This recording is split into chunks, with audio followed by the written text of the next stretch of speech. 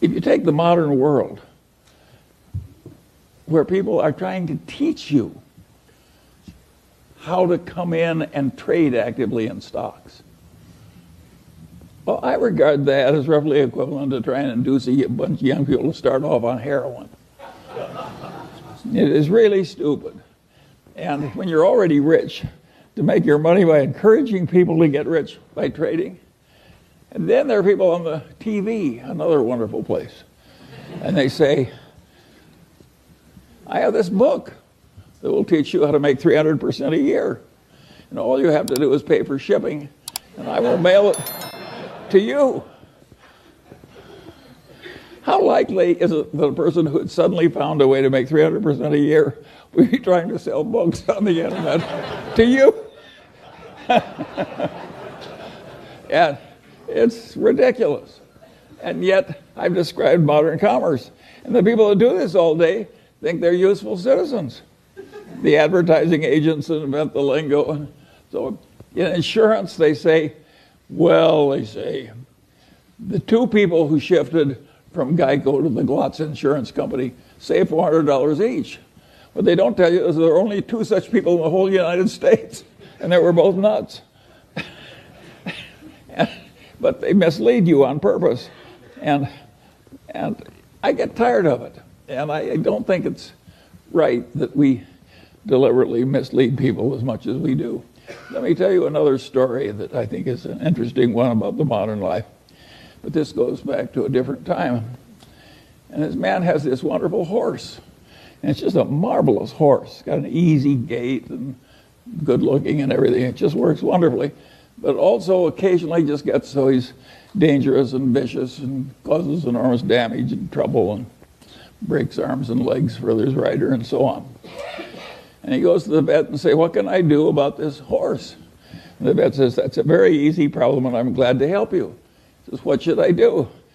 And the man says, the next time your horse is behaving well, sell it.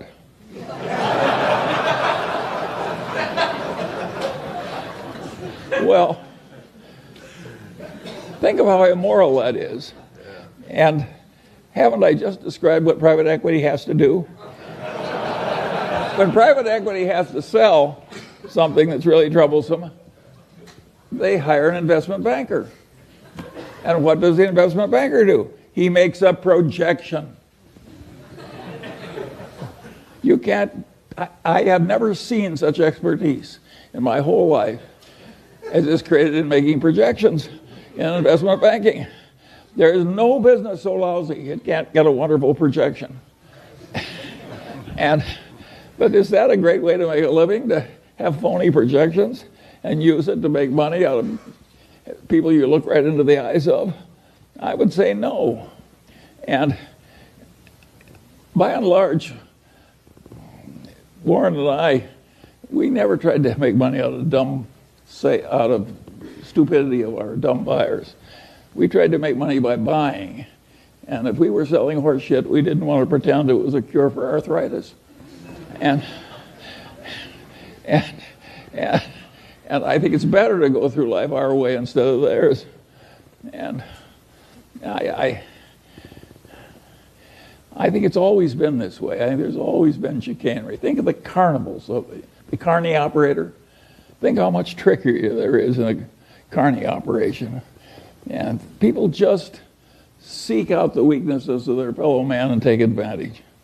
And you have to get wise enough so you avoid them all. And you can't avoid them if they're in your family. I have no solution to that one.